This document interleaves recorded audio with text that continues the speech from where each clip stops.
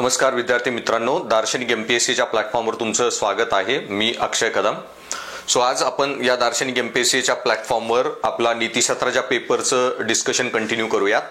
आता या नीतिशास्त्राच्या भागामध्ये आपण जो सिलेबसचा पार्ट बघतोय तो म्हणजे नीतिशास्त्र आणि मानवी संवाद, नैतिकतेचे सार और नीतिमत्तेचे सार किंवा नीतिशास्त्राचे पैलू, नीतिमत्तेचे पैलू. आणि हा जो नैतिकतेचे पैलू हा भाग बघतोय त्याच्यामध्ये मग 3 डिव्हिजन्स आहेत: वर्णनात्मक नीतिशास्त्र, नियामक नीतिशास्त्र, आधी नीतिशास्त्र. त्याच्यातला आधी नीतिशास्त्राचा टॉपिक आपण सुरू केलेला आहे. आणि याच्यामध्ये मग पहिला जो टॉपिक आहे, आपल्याला 4 टॉपिक याच्यामध्ये आपण डिस्कस करणार आहोत. ओके, त्याच्यामध्ये एक टॉपिक आहे नैतिक निरपेक्षतावाद वर्सेस नैतिक सापेक्षतावाद, नैतिक वस्तुनिष्ठता वर्सेस नैतिक व्यक्तिनिष्ठता, देन संस्कृती नीतिशास्त्र यातील परस्पर संबंध, आणि मग आहे नैतिकतेचा सार्वत्रिक पाया. तर मागच्या डिस्कशनमध्ये आपण बेसिक याच्यावर चर्चा केली की नैतिकतेचा सार्वत्रिक पाया काय, नैतिक अधिकार कुणाला द्यावेत, कुणाला नैतिक हक्क आहेत, किंवा नैतिकतेमध्ये कुठला निकष वापरावा की ज्या निकषांवर आपण कायदे, अधिकार किंवा एखाद्याचा नैतिक दर्जा ठरवू शकतो. आणि ती जी चर्चा आपण केली डिटेलमध्ये, त्याच्यामध्ये बऱ्याच गोष्टी मी ऑलरेडी तुम्हाला सांगितल्या.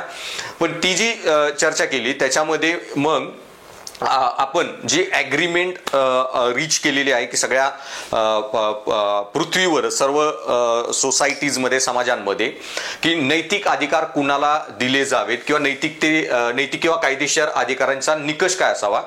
आणि तो निकष जो आपण ठरवला आहे म्हणजे की भावनावाद किंवा संवेदनावाद. ओके, सेंटिमेंटॅलिझम. सो जी कुठलीही गोष्ट ज्याच्यामध्ये भावना आहेत, जे भावनाशील आहेत, भावना अनुभवतात, संवेदनशील आहेत, ओके, उत्तेजकांना ते रिस्पॉन्ड करतात, SR थेरी प्रतिसाद देतात, त्या सर्वांना नैतिक अधिकार दिले गेले पाहिजे. त्यांच्या नैतिक हक्कांचं आपण रक्षण केलं पाहिजे, त्यांना मूलभूत अधिकार दिले पाहिजेत. आणि याच्यामध्ये मी सांगितलं की मग सर्व मनुष्य रिस्पेक्टिव्ह त्याची काय कंडिशन आहे, प्रत्येक मनुष्य त्याच्यामध्ये कन्वर्ट होणार. आणि त्याचबरोबर मग ओके, मनुष्यांबरोबर त्याच्यामध्ये सर्व प्राणी, वनस्पती त्या पण येणार. वनस्पतींना पण भावना असतात, संवेदना असतात, ते स्टिम्युलसला रिस्पॉन्ड करतात, त्यांची ग्रोथ होते वगैरे. आणि मग पण त्याचबरोबर आपण अजून एक जी चर्चा केली की जशी नैतिकता सृजनशील असते आणि नैतिक विकास हा होतच राहतो, आणि मग हजारो वर्षे आपला नैतिक विकास होत आपण आता अशा स्टेजला आलेलो आहे की जेव्हा आपण सर्व मनुष्यांचे नैतिक अधिकारांचे रक्षण करतोच आणि त्याचबरोबर प्राणी वगैरे त्यांच्या पण हक्कांचं रक्षण करतोय, तसे कायदे बनवतोय. पण आता उच्चक्रम नैतिक सिद्धांत की आपली 21st सेंचुरीमध्ये आपली मोरॅलिटी खूप हायेस्ट ऑर्डरला, उच्च पातळीवर पोचलेली आहे, ज्याच्यामध्ये आपण अधिकार आणि नैतिकता, ओके, ह्याचे निकष हे फक्त जिवंत जीवांना लागू करत नाही तर निर्जीव वस्तूंवर पण लागू करतो.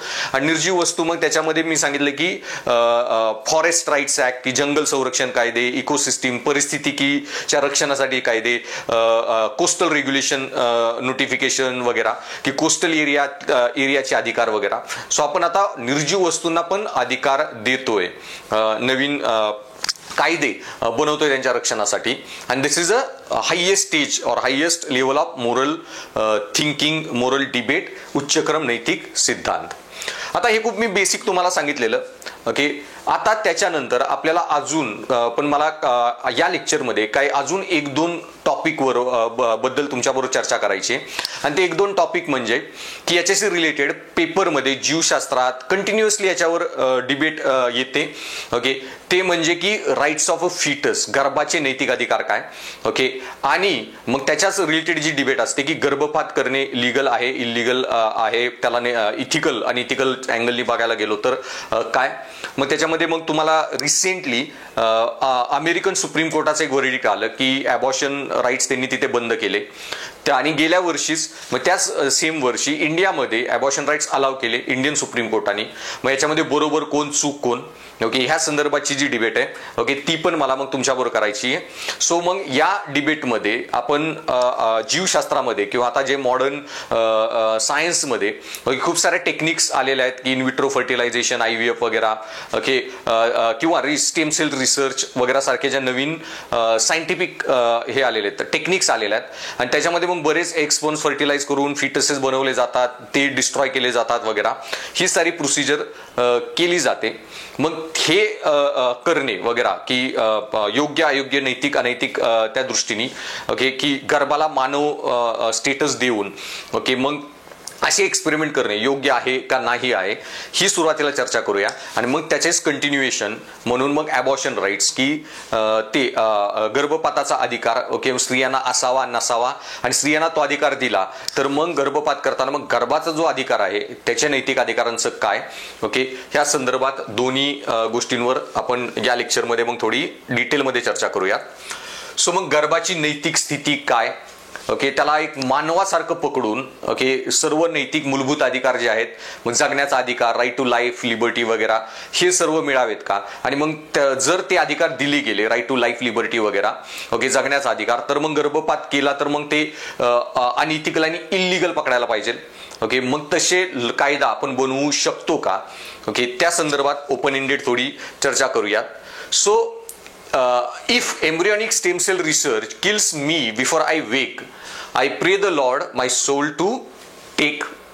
ओके थोडं सेंटिमेंटल आहे पण एक गर्भाचं एक स्टेटमेंट गर्भ असं बोलतंय अशा अँगलनी ते स्टेटमेंट आहे की एम्ब्रियॉनिक स्टेम सेल रिसर्चमध्ये ओके बरेच असे गर्भ डिस्ट्रॉय केले जातात रिसर्च पर्पजसाठी असो किंवा बाकी स्टेम सेल्स जनरेट करण्यासाठी वगैरे असो आणि त्याच्यामध्ये जर मग गर्भाची डेथ होत असेल ओके देन ओके त्याला आपण नैतिकदृष्ट्या मग त्याला एक डेथ किंवा मर्डरच पकडायचा का नाही पकडायचा आणि असे बायोलॉजीमधले जे रिसर्च चालू आहेत ओके त्यांना अलाव करायचं का नाही करायचं किंवा फॉर एक्झाम्पल एक IVF टेक्निकमध्ये ओके एक घेतलं जातं स्पर्म घेतलं जातं ते फर्टिलाइज केलं जातं त्यांना ग्रो केलं जातं आणि 5-10 दिवसापर्यंत ग्रो करून त्यांना फ्रीज करून ठेवलं जातं. म्हणजे जे फ्रीजिंग आहे आणि ते कितीतरी वर्ष केलं जातं मग ते अलाव करायचं नाही करायचं का आणि जरी फ्रीजिंग केलं तर लेट्स से 10 एम्ब्रिओ एका कपलचे बनवलेले आहेत आणि त्याच्यामधले मग 2 ट्रान्सफर केले जातात जनरली 3 ट्रान्सफर केले जातात नेक्स्ट सायकलमध्ये when they want to get pregnant आणि जेव्हा ते ट्रान्सफर केले जातात त्याच्यानंतर सपोज प्रेग्नन्सी झाली तर मग बाकीचे जे फिटसेस असतात ओके त्यांना डिस्कार्ड केलं जातं डिस्ट्रॉय केलं जातं वगैरे किंवा पुढं डोनेशनला पण दिलं जातं. मग असं जे डिस्ट्रॉय करणे ओके हे योग्य आहे का नाही मग त्यावेळी त्या गर्भाला नैतिक अधिकार दिले जाणार का नाही. आता याच्यामध्ये मी तुम्हाला एक बेसिक गोष्ट ऑलरेडी सांगितलेली की कुठलाही माणूस जेव्हा लँग्वेज ॲज अ ग्राउंड मी सांगितलं की स्वतः बोलतो माझे अधिकार व्हायलेट होत आहेत वगैरे ओके त्यावेळी त्याला जर नैतिक अधिकार दिले तर मग गर्भांना किंवा जे लोक डेड ब्रेन डेड आहेत ते कधीच बोलू शकत नाहीत माझे नैतिक अधिकार व्हायलेट होत आहेत वगैरे आणि त्याच्यामुळे ओके मग बरेच मी जी तेव्हा आर्ग्युमेंट केलेली की बरेच लोक स्वतः येऊन बोलू शकत नाहीत एक्सप्रेस करू शकत नाहीत त्यांच्या ते इमोशन एक्सपिरियन्स करतात त्यांच्यात भावना आहेत संवेदना आहेत आणि भावनावाद आणि संवेदनावाद ह्या अँगलनी गेलो तर मग गर्भामध्ये पण स्टिम्युलसला ते रिस्पॉन्ड करतं उत्तेजकांना प्रतिसाद देतं त्याची बॉडी ग्रो होत असते आणि जर आपण अबॉर्ट नाही केलं तर मग ती जी बॉडी आहे ती फुल्ली ग्रो करून ओके एक पूर्ण डेव्हलप ह्युमन बिईंग बनवू शकते. मग त्यावेळी मग गर्भाला अबॉर्ट करणे ओके ते मग अलाव करायचं का नाही करायचं मग गर्भाला नैतिक अधिकार द्यायचे का हे पहिल्यांदा बघूयात आणि मग त्याच्यानंतर पुढची जी डिबेट आहे की ॲबॉर्शन राईट्स त्याच्यावर जाऊया. पण मग ही डिबेट करणं आपल्याला का गरजेचं आहे कारण मी आधी सांगितलंय जो फक्त बोलतो स्वतःचे अधिकार व्हायलेट झाल्यासाठी लढतो त्यालाच नैतिक अधिकार ओके हे देणं खूप चुकीचं आहे कारण बरेच लोक मग स्वतःच्या अधिकारांसाठी बोलू शकत नाहीत लढू शकत नाहीत ओके आणि मग जे स्वतःच्या अधिकाराशी बोलू आणि लढू शकत नाहीत त्यांच्या अधिकारांचीच रक्षा करणे ही सर्वात मोठी नैतिक जबाबदारी माणसांवर आहे. सो प्राण्यांना कळत नाहीये की ते एंडेंजर्ड होत चाललेत पण ते माणसाला कळतंय तर मग माणसाला एक मोरल स्टेवर्डशिप की एक नैतिक जबाबदारी आहे की त्यांचे संरक्षण करा. मग त्याचप्रमाणे गर्भ बोलू शकत नाहीत की मला मारलं जातंय तर मग बाकी लोकांचं ते कर्तव्य आहे की त्यांच्याही अधिकारांचं संरक्षण करणे ओके आणि त्याच्यामुळे मग ही डिबेट का करणं गरजेचं आहे. सो त्याच्यामुळे समजून घ्या हा नीतिशास्त्राचा पेपर म्हणजे काहीतरी 2-3 हजार वर्षापूर्वी तत्वज्ञानी बोलून गेले त्याचा अभ्यास करणे असा नाही ते तुम्हाला युनिव्हर्सिटीतल्या फिलॉसॉफी तत्वज्ञानाच्या पेपरसाठी गरजेचं आहे. इथे तुम्ही पेपर हा गव्हर्नमेंटसाठी लिहिताय त्याच्यामुळे गव्हर्नमेंटच्या पुढे जे प्रॉब्लेम्स असतात की असे कायदे बनवणे वगैरे ते खूप गरजेचं आहे ओके की अशा नवीन नवीन थेरपीज येत आहेत मग त्याला रेग्युलेट कोण करतं गव्हर्नमेंटच करतंय. मग त्यावेळी ॲज अ ऑफिसर तुम्हाला ह्या ज्या गोष्टी कळणं गरजेचं आहे नैतिकदृष्ट्या ओके, त्याचा अभ्यास तुम्हाला करणं गरजेचं आहे. आणि ही एक काही मग महत्त्वाच्या डिबेट आहेत त्या मी तुमच्याशी मग करणार आहेत. सो त्याच्यामध्येच ही एक डिबेट आहे की गर्भाचे अधिकार, ॲबॉर्शन राईट्स, तसेच जनावरांचे अधिकार, एवढे आपले आपण सारे कायदे बनवतोय जनावरांसाठी. ओके, मग प्राण्यांचे अधिकार, कारण अशाच केसेस जात आहेत कोर्टामध्ये, जल्लीकट्टूवर बॅन असावा का नाही, बैलांच्या शर्यतीवर बॅन असावा का नाही वगैरे. मग ते जे आहेत ओके ते सर्व तुम्हाला स्टडी करणं गरजेचं आहे. तसेच फाशी देणं ओके योग्य आहे का नाही, इथिकल आणि इथिकल, की एखाद्याला फाशी देणं, की जगामध्ये फाशी देण्यावर बंदी येते. सो असेच मुद्दे तुम्हाला स्टडी करणं खूप गरजेचं आहे. आणि त्याची तुम्ही काय काळजी करू नका, ते सर्व मुद्दे मीच तुम्हाला क्लासमध्ये शिकवणारे बरेच सारे. ओके, सो तुम्हाला आधी सांगितले दुसरं काही अभ्यास करायची गरज नाही. माझा क्लास आणि माझ्या notes okay one stop solution, ते सोडून काही बघू नका. आणि अशा सर्व ज्या मॉडर्न सायन्स मधल्या पण ज्या नैतिक डिबेट आहेत ओके, जीवशास्त्रातल्या वगैरे सर्व मी तुमच्याशी डिस्कस करेनच. ओके, सो मग गर्भावर लॅबमध्ये प्रयोग करणे नैतिक आहे का? बरेच आजकाल स्टेम सेल रिसर्च वगैरे सारखे जे नवीन रिसर्च येतात त्याच्यामध्ये गर्भांवर बरेच रिसर्च केले जातात.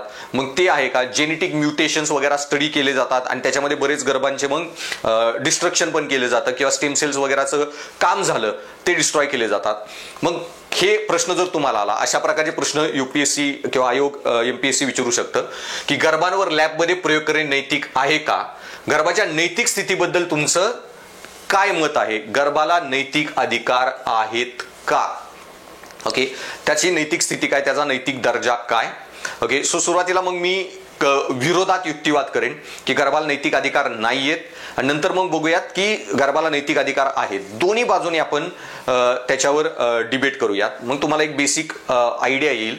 आणि सेंटिमेंटल व्हायचं नाही. कुठलाही पेपर लिहिताना, उत्तर लिहिताना ओके भावना बाजूला ठेवायच्या, आणि जेवढे जास्त तर्कबुद्धीने, नैतिक तर्कबुद्धीने उत्तर देईल तेवढं द्यायचं. ओके, सो मग हो गर्भाला अधिकार आहेत, नाही गर्भाला अधिकार नाहीत, दोन्ही अँगलनी तुम्ही त्याचं स्वतःचे मुद्दे लिहायचे की मला माहिती आहे ह्या सर्व साईट्स, ह्या सर्व तर्क किंवा विचार प्रणाली मला माहिती आहेत. हे इतके कॉम्प्लिकेटेड गोष्टी आहेत ना की एका IAS IPS ऑफिसरला, डेप्युटी कलेक्टरसाठी ते सॉल्व्ह करण्याचे इश्यू नाही आहेत. हे सगळे गोष्टींबद्दल जे कायदे बनतील, गर्भांना नैतिक अधिकार द्यायचे का नाही, हे सगळे एकतर पार्लमेंटमध्ये ठरणार आहे ओके देशाच्या, किंवा सुप्रीम कोर्टामध्ये ठरणार आहे. आणि ते लोक ते काय ठरवतील. त्याच्यामुळे तुम्ही सेंटिमेंटल व्हायचं नाही. त्यांचा जो पण निर्णय असेल तुम्ही फक्त सांगायचं की मला ह्या सर्व बाजू माहिती आहेत. सो कुठली केस स्टडी येऊ, कुठलाही प्रश्न येऊ, दोन्ही बाजूनी क्रिटिकल अनालिसिस ओके, पूर्ण समीक्षा, पूर्ण विश्लेषण करायचं आणि दोन्ही बाजूनी त्याचं योग्य व्यवस्थित उत्तर लिहायचं. सो मग विरोधात युक्तिवाद ओके आपण करूयात. सो आता की म्हणजे विरोधात युक्तिवाद ह्या अँगलनी की म्हणजे गर्भांना नैतिक अधिकार आहेत आणि त्यांच्यावर रिसर्च करणे लॅबमध्ये चुकीचं आहे ओके, किंवा गर्भाच्या हे जे आहे की गर्भाला नैतिक अधिकार ओके नाही दिले पाहिजेत ओके, कारण दिले गेले पाहिजेत, या अँगलनी पहिले आर्ग्युमेंट मी करतोय. सो मग की लॅबमध्ये त्यांच्यावर म्हणजे हा प्रश्न की गर्भावर लॅबमध्ये प्रयोग करणे नैतिक आहे का? ओके, सो नाहीये. रिसर्चमध्ये त्यांना डिस्ट्रक्शन वगैरे करणं ओके चुकीचं आहे ओके, या अँगलने पहिले मी काय आर्ग्युमेंट देतोय. सो मग पहिलं की धार्मिक विश्वास ओके, सो धार्मिक विश्वास असा आहे बऱ्याच रिलिजनमध्ये, स्पेशली ख्रिश्चॅनिटी, इस्लाममध्ये, की जेव्हा एग आणि स्पर्म फर्टिलाइज होतं, अंडाणू आणि शुक्राणू, आणि ते फर्टिलाइज झाल्यावर ओके त्याच मोमेंटला देव हा त्याच्यामध्ये जीव टाकतो, आत्मा टाकतो, आणि त्याच्यामुळे त्याच्यानंतर 1 दिवस 2 दिवस कधीही तुम्ही ॲबॉर्शन जर करत असाल ओके, किंवा काही रिसर्च पर्पजमध्ये डिस्ट्रक्शन करत असाल एखाद्या foetus, it's as good as killing a life, एखादा जीव घेतला जातोय. हिंदुइझममध्ये एवढा स्ट्रॉंग व्ह्यू नाहीये, पण हिंदुइझममध्ये जे मी सांगितलं की हिंदुइझममध्ये अशी आयडिया आहे की डोळ्यांमधून प्राण हे होतं की कम्युनिकेशन, हे की जीव डोळ्यांमधून कम्युनिकेट होतो. मग डोळ्यांमध्ये जे प्राण, त्याच्यामुळे गर्भाचे जे डोळे ओपन होतात ते अराउंड 24th वीक, आणि त्याच्यामुळे 24 आठवड्यानंतर जे इंडियामध्ये ऍक्सेप्ट केलं जातं की बॉडी फुल्ली डेव्हलप झालेली असते, आयलिड्स डोळे ओपन होतात गर्भाचे, ते साइन ऑफ लाईफ आहे. त्याच्यानंतर जर डिस्ट्रक्शन झालं, ॲबॉर्शन वगैरे, गर्भपात किंवा काही केलं गेलं, तर that will be consider as the killing okay, पण व्हॉट एव्हर, वेगवेगळ्या धर्मामध्ये वेगवेगळे ओपिनियन आहेत, पण ख्रिश्चॅनिटी इस्लामच्या म्हणण्यानुसार ओके धार्मिक विश्वास असा आहे की जीवन अंडाणूच्या फलनाच्या वेळी सुरू होते आणि त्यामुळे गर्भाचा नाश करणे हे एखाद्या जिवंत मानवाला मारण्यासारखेच आहे. आणि त्याच्यामुळे या रिसर्चमध्ये लॅबमध्ये कुठलेही जे रिसर्च केले जातात किंवा इव्हन बरेच रिसर्च क्लोनिंग पर्पजमध्ये केले जातात, स्टेम सेल डेव्हलपमेंटमध्ये केले जातात वगैरे, ओके, त्या प्रत्येक ह्याच्यामध्ये ओके तुमचा डेथ डिस्ट्रक्शन ओके होती आणि त्यात एवढी डेथ डिस्ट्रक्शन ही एक तुम्ही खून केल्यासारखंच आहे, मर्डर केल्यासारखं आहे, जीव घेतल्यासारखं आहे. त्याच्यानंतर ओके आता दुसरा अँगल आहे की डेव्हलपमेंटचा. आता मी आधी सांगितलं की प्रत्येक गोष्ट जी स्टिम्युलसला रिस्पॉन्ड करेल ना त्याला नैतिक अधिकार दिले पाहिजेत. मग गर्भ स्टिम्युलसला रिस्पॉन्ड करतो, त्याला जर व्यवस्थित नरिशमेंट मिळाली तो त्याची ग्रोथ होत जाणार आहे. आणि त्याच्यामुळे मग गर्भाला ह्या अँगलनी बघायचं की त्याच्यामध्ये काही हे नाहीये, म्हणजे आत्ता तो नुसता थोडाफारच डेव्हलप झालेला आहे ओके, आणि त्याच्यामुळे अजून तो मानव नाहीये, फुल्ली फंक्शनिंग ह्युमन नाहीये, त्याला त्याच्यात तर्कबुद्धी आलेली नाहीये, भावनाच आलेल्या नाहीयेत ओके. ह्या सर्व ज्या गोष्टी आहेत की किंवा बुद्धिमत्ता विकसित झाली नाहीये, बोलू शकत नाहीये वगैरे, आणि त्याच्यामुळे गर्भाला आत्ता नैतिक अधिकार देण्याची गरज नाहीये.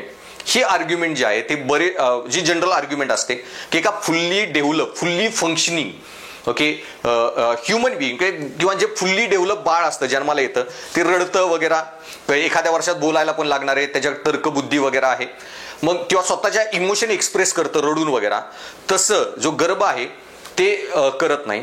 आणि त्याच्यामुळे मग गर्भाला जे नैतिक अधिकार आहेत ओके ते देणं गरजेचं नाहीये.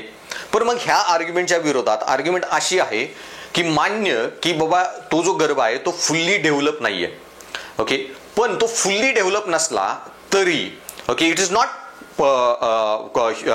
It doesn't have human potential as a human being, की एक माणूस म्हणून त्याच्यात ते सर्व पोटेन्शियल नाहीये की जे मानवात असतं, तर्कबुद्धी ओके, विचार क्षमता, बोलण्याची ॲबिलिटी वगैरे किंवा सर्व इमोशन्स भावना वगैरे ह्या त्याच्यात आलेल्या नाहीये. पण मग त्याला एक फुल्ली फंक्शनिंग किंवा पूर्ण विकसित झालेला माणूस ह्या अँगलनी बघण्यापेक्षा थोडा उलट्या अँगलनी बघा, असं काही लोकांचं म्हणणं असतं की तो पूर्ण विकसित झालेला मानव नसला तरी मानव म्हणून विकसित होण्याची क्षमता असलेली एंटिटी किंवा असलेलं घटक अशा अँगलनी बघा, तर मग आपला विचाराचा दृष्टिकोनच बदलतो. मग ह्या अँगलनी बघू नका ओके की तो गर्भ म्हणजे ओके पूर्ण विकसित माणूस नाहीये, त्याच्यामुळे त्याच्यावर रिसर्च करणे डिस्ट्रक्शन करणे योग्य आहे. ह्या दृष्टिकोनातून बघण्यापेक्षा की त्याचा पूर्ण विकसित माणूस नाहीये अशा अँगलनी बघा की त्याच्यामध्ये पूर्ण विकास घडवून आणण्याची विकास घडून पूर्ण माणूस बनण्याची क्षमता आहे ओके. सो त्याच्यात माणूस मधून विकसित होण्याची ताकद किंवा क्षमता आहे, असा तो एक घटक आहे. आणि ह्या अँगलनी बघितलं तर मग पुढे जाऊन हा मानवच बनणार आहे, तर मग पुढे जाऊन मानवच बनणार आहे, ती सर्व कॅपॅबिलिटी पोटेन्शियल त्याच्यात आहे. तर मग तेव्हा त्याचं जेव्हा डिस्ट्रक्शन केलं जातंय तर ॲज गुड ॲज मग हा एक मर्डरच आहे. सो थोडा उलट्या अँगलनी विचार करा, असं काही लोकांचं म्हणणं आहे. सो मानवी विकास ही सतत चालणारी प्रक्रिया आहे आणि जन्माला आला म्हणून ओके ते बाळ पूर्ण विकसित झालेच नाहीये, त्याच्यानंतर पण ते हळूहळू बोलायला शिकणार आहे ओके, पायावर चालायला शिकणार आहे, पुढे तर्कबुद्धीचा विकास पुढचे कितीतरी वर्ष चालणार आहे ओके. नैतिकतेचा विकास होतो जे आपण पुढच्या लेक्चरमध्ये बघूया, क्योलबर्गचा नैतिक विकासाचा सिद्धांत.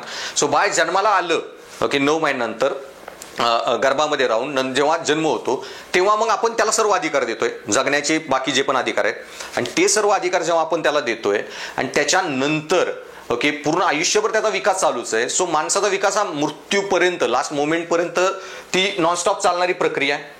मग मानव विकास ही सतत चालणारी प्रक्रिया आहे आणि ती प्रक्रिया त्या मोमेंटला चालू होते जेव्हा अंडाणू शुक्राणूचं फलन होत आहे आणि त्या मोमेंट पासूनच ती विकास होण्याची प्रक्रिया चालू आहे.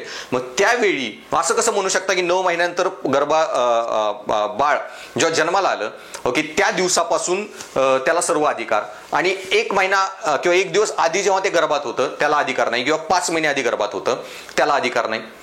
मग ह्या अँगलचं म्हणणं काय आहे की तुम्ही गुगल करा 2 महिन्याच्या गर्भाचे फोटो, 4 महिन्याच्या गर्भाचे फोटो, 5 महिन्याच्या गर्भाचे फोटो, आणि मग 7 महिन्याच्या. आणि बरीच बाळ 7 महिन्याला जन्माला येऊन पण पूर्ण विकसित होतात, पूर्ण त्यांची ग्रोथ होते, प्रीमॅच्युअर जरी पकडलं तरी.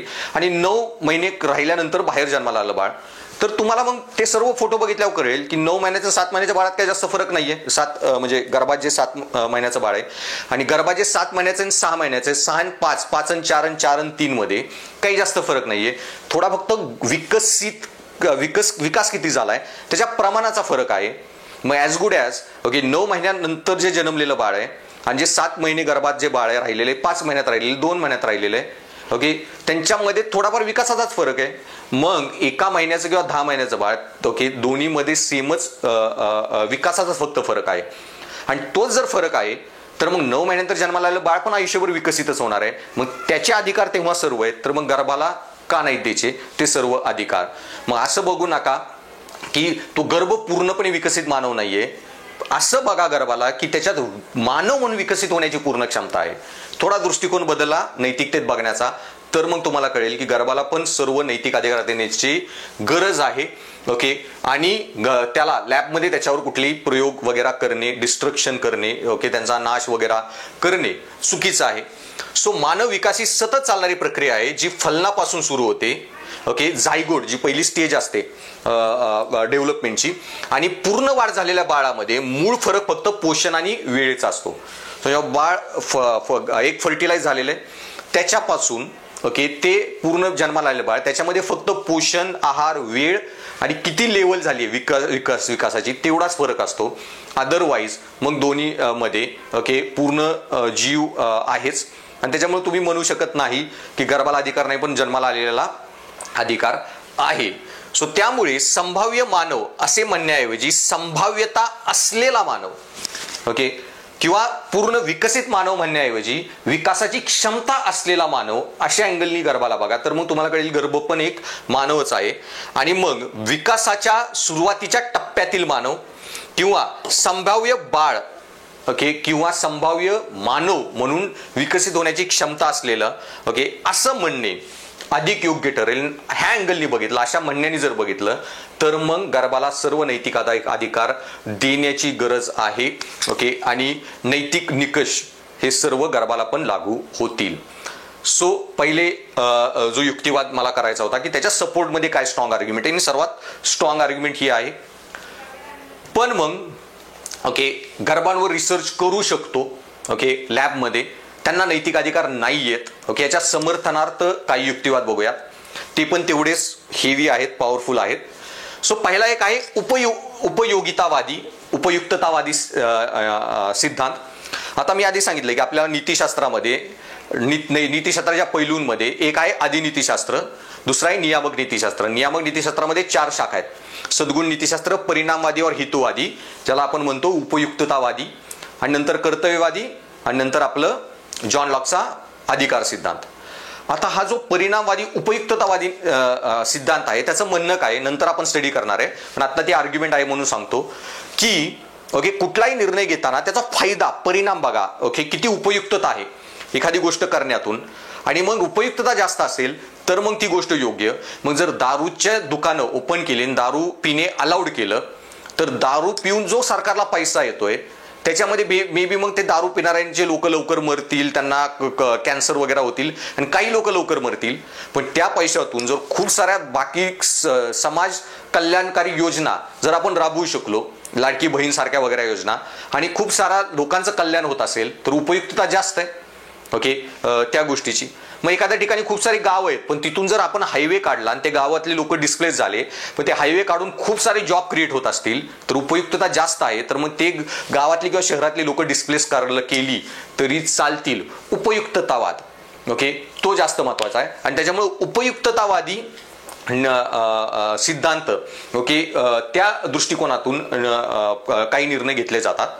मग याच्यामध्ये उपयोगितावादी युक्तिवाद काय म्हणतो किंवा परिणामवादी नीतिवाद की वैद्यकीय प्रगतीसाठी संभाव्यता, की हे जे रिसर्च केले जातात लॅबमध्ये गर्भांवर, ओके, त्याच्यातून विज्ञानाच्या खूप ॲडव्हान्समेंट होते, प्रगती होते. आज स्टेम सेल सारख्या रिसर्चमधून खूप सारे डेंजरस आजार जे आहेत ओके, क्रोनिक डिझिजेस की जे आजपर्यंत क्युअर करणं शक्य नव्हतं, बरेच सारे ब्लड कॅन्सर सारखे पण आजार जे आहेत ते बरे होऊ शकतात. मग थोडेफार गर्भ डिस्ट्रॉय करून जर एवढ्या सारे मानवतेचं कल्याण होत असेल तर मग ते करणं गरजेचं आहे. ओके, आज या रिसर्च मधूनच आपल्याला असं काही ज्ञान मिळेल की खूप सारे जे आज डिझिजेस आहेत ते क्युअर होतील, ज्यातून लाखो करोडो लोक मरतायत. उद्या एखादा असं औषध निघेल हार्ट अटॅकवर वगैरे की इतके लोक जे हार्ट अटॅकने लाखो वगैरे मारतायत.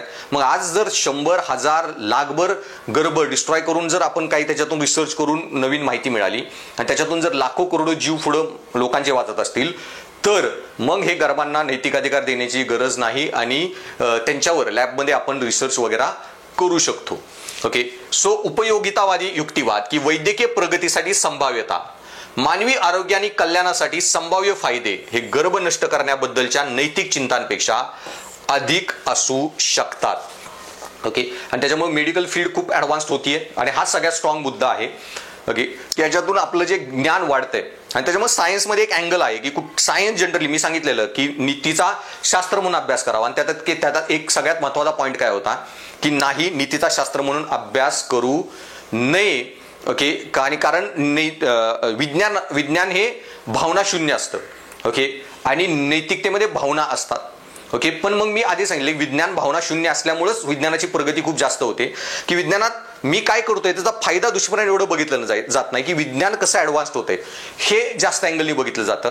आणि आजपर्यंत असा दृष्टिकोन घेतल्यामुळे विज्ञानाने खूप प्रगती केलेली आहे. ओके, आणि सो इश्यू असा आहे ना की तुम्ही जेव्हा तलवारीचा शोध लावला तेव्हा मग त्याच्यात रिस्क होती की एखादा सैनिक त्या तलवारीनी देशाचं रक्षण करेल, दुसऱ्या लोकांशी लढेल. ओके, किंवा घरी जाऊन घरात काय वादविवाद झाला म्हणून मग बांधावरून भांडणं झाली म्हणून भावाचाही खून करेल, नाहीतर घरामध्ये वादविवाद झाले म्हणून बायकोचाही खून करेल रागामध्ये. जेव्हा आपण तलवारीचा शोध लावला दोन्ही रिस्क होत्या, फायदा आणि तोटा दोन्ही बाजू दरवेळी असतात जेव्हाही विज्ञानात तुम्ही काहीतरी शोध लावता. ओके, मग आपण जेव्हा विज्ञानात काही शोध लावतो तेव्हा मग कायद्याचं काम काय असतं तर मग त्याचा फायदा मॅक्झिमम घेणे आणि जो नुकसान होऊ शकतं त्याला कमीत कमी करणे.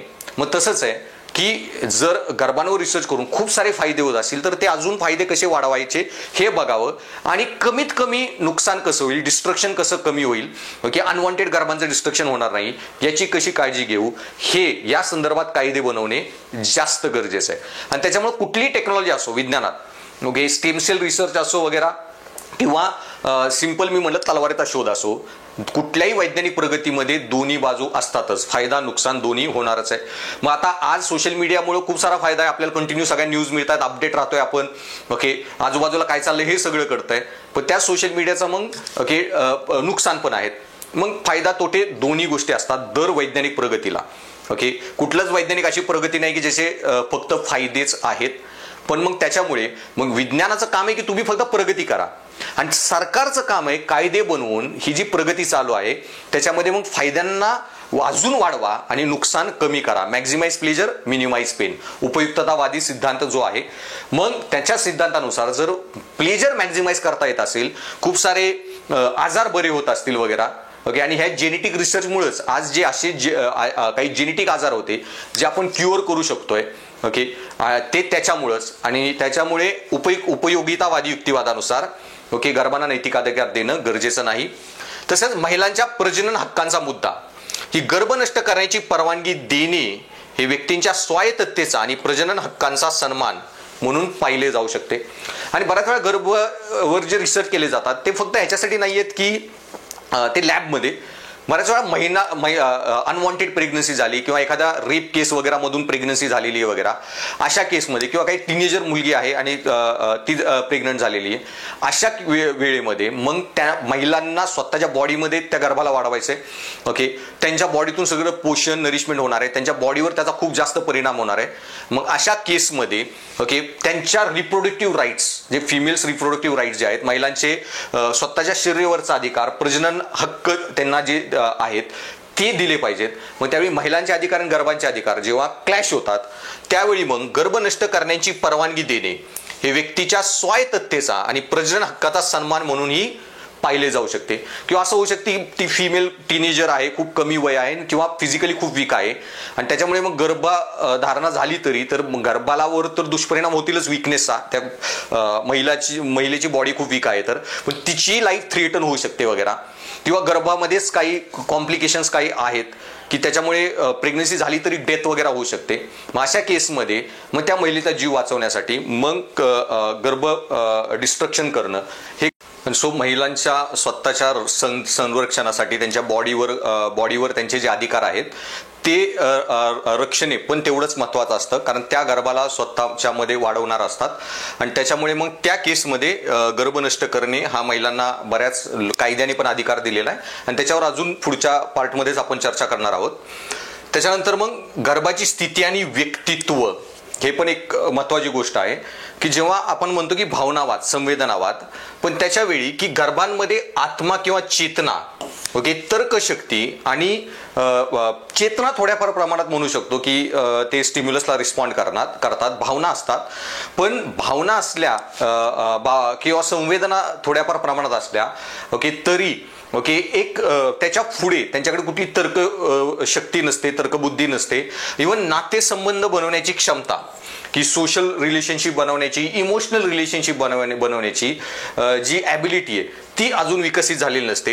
आणि त्याच्यामुळे एक व्यक्तिमत्व म्हणजे काय की जेव्हा आपण म्हणतो एक मानव, एक व्यक्तिमत्व म्हणून, तर त्याच्यामध्ये ह्या सर्व गोष्टी येतात आणि त्या की नातेसंबंध बनवण्याची, भावनिक, सामाजिक रिलेशन्स, नातेसंबंध बनवण्याची क्षमता वगैरे, तर्कबुद्धी वगैरे, किंवा चेतना किंवा आत्मसजगता की स्वतःची एक सेल्फ आयडेंटिटी म्हणून, ओके, की मी कोणीतरी अक्षय म्हणून आहे वगैरे, ही जी तुमची स्वतःची आयडेंटिटी आहे की मी एक सोल्जर आहे, मी एक गव्हर्नमेंट सरकारी अधिकारी आहे, ही स्वतःबद्दलची आत्मसजगता, ओके, ही एक व्यक्तित्वाची ओळख, आयडेंटिटी ही अजून कुठं आलेली नसते, ओके, आणि त्याच्यामुळं ही कुठली लक्षणे नसतात. म्हणून ते एका विशिष्ट न्यूरोलॉजिकल विकासाच्या टप्प्यापर्यंत पोचेपर्यंत गर्भाला समान नैतिक स्थान नाही किंवा देणं गरजेचं नाहीये. त्यामुळे त्यांच्यामध्ये न्यूरोलॉजिकल डेव्हलपमेंट ही चालू आहे, पण ती एक अशा लेवलपर्यंत पोहोचली पाहिजे न्यूरोलॉजिकल डेव्हलपमेंट, त्याच्यामध्ये त्यांच्याकडे विचार करण्याची क्षमता, तर्कबुद्धी करण्याची क्षमता, नातेसंबंध बनवण्याची क्षमता, स्वतःची एक व्यक्तित्व म्हणून ओळख, ह्या सर्व गोष्टी जेव्हा येत नाहीत तोपर्यंत त्यांच्याकडे एक स्वतंत्रपणे विचार करायची क्षमता, एक ऑटॉनॉमी वगैरे, ओके, इच्छाशक्ती, ह्या सर्व ज्या गोष्टी आहेत ज्या एक व्यक्तित्वाला डिफाईन करतात, ओके, मानव म्हणून, त्या जोपर्यंत विकसित होत नाहीत तोपर्यंत त्यांच्यात जी न्यूरोलॉजिकल डेव्हलपमेंट चालू आहे, ओके, ब्रेनमध्ये किंवा न्यूरॉन्स किंवा शरीराची जी डेव्हलपमेंट चालू आहे, ओके, ती त्या स्टेजपर्यंत पोहोचत नाही तोपर्यंत त्यांना नैतिक स्थान देणं गरजेचं नाही.